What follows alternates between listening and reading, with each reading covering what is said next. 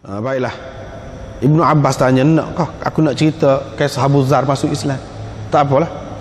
Lepas tu sebab tadi lah, dia tak puas hati dengan saudara dia pergi tu, balik cerita gitu, tak puas hati, dia pergi sendiri. Pergi tu muka tahu dah, muka orang duduk fitnah kepada Nabi SAW, tahu dah. Lepas tu bahaya kalau orang tahu pengikut dia, mesti ada pengintip, mesti ada orang yang ikut dia, maka dia pun pergi senyap-senyap. Apa cerita ni? Cerita dalam ni. Hak ni ada dalam kitab hadis, dalam kitab sirah pun ada juga ni. Jadi dia hak naknya apa dia pergi duduk situ tu, tak ada singgah rumah siapa-siapa. Pergi duduk di masjid, duduk minum air Zam-Zam. Beberapa hari tu duduk minum air Zam-Zam. Tu cerita.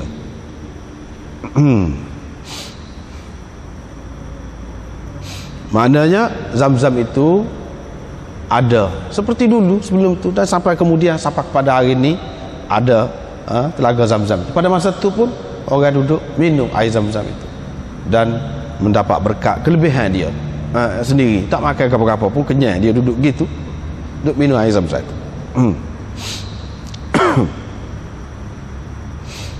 Lepas pada tu tak apalah, jumpalah Sayyidina Ali pun buat begini, tapi buat begitu pun senyap-senyap, mana jangan kecek tengah jalan.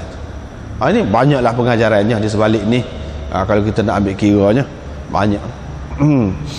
Di antaranya mana dalam keadaan rahsia, dalam keadaan sulit, kita boleh berpura-pura, boleh macam di sini. Boleh kalau dalam keadaan membahayakan, dan inilah yang dilakukan. Sayyidina Ali kata ikut saya, tak sakit cek itu. Kalau saya berhenti tapak ke dinding, lolak paling ke dinding tu, macam nak betul kasut atau nak betul selipar tu, ada orang lah tu, kena jaga-jaga lah buat jalan tu. Jadi dia rancang nak sampai kepada Rasulullah, jangan pergi jalan sekali, pergi suku jauh-jauh. Takut-takut apa, orang nampak ni orang baru ni nak sesak pula ke lagu mana ke.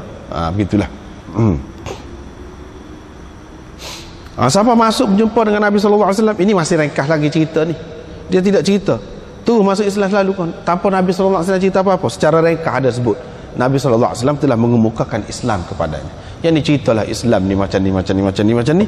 Dia pun Islam, aslam tu makani, aku Islam situ juga, selalu aku Islam. Apa pada tu, mana tidak kata pergi ke lain dulu lepas tu baru Islam, dah duduk situ Islam selalu.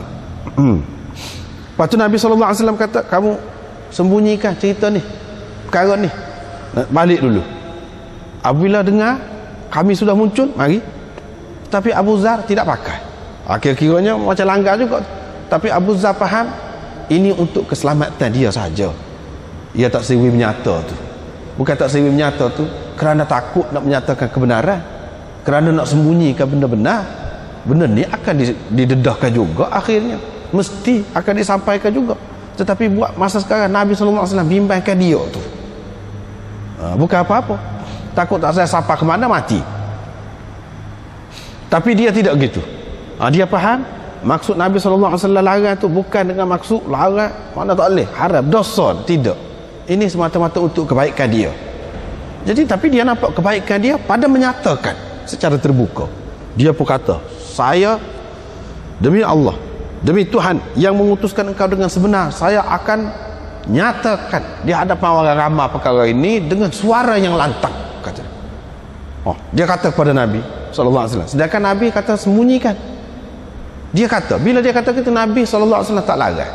Kalaulah ini larangan berkait dengan agama, akan menjejaskan agama, tentu Nabi SAW kata tak boleh. Ini tidak.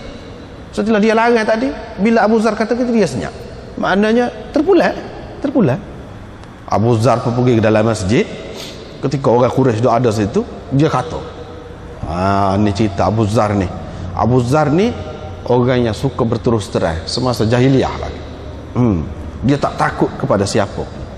Semasa pemerintahan Islam pun, dia dengar pendapat dia, dia tak kira pendapat dia apa hal lagu tu dia bagi.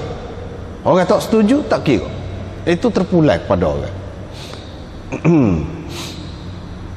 Memanglah pendapat dia kemudian di zaman Sayyidina Uthman gapo tu tidak disetujui oleh kebanyakan ulama, kebanyakan sahabat-sahabat lah, sehingga sahabat-sahabat bincang macam mana nak buat dengan dia ni.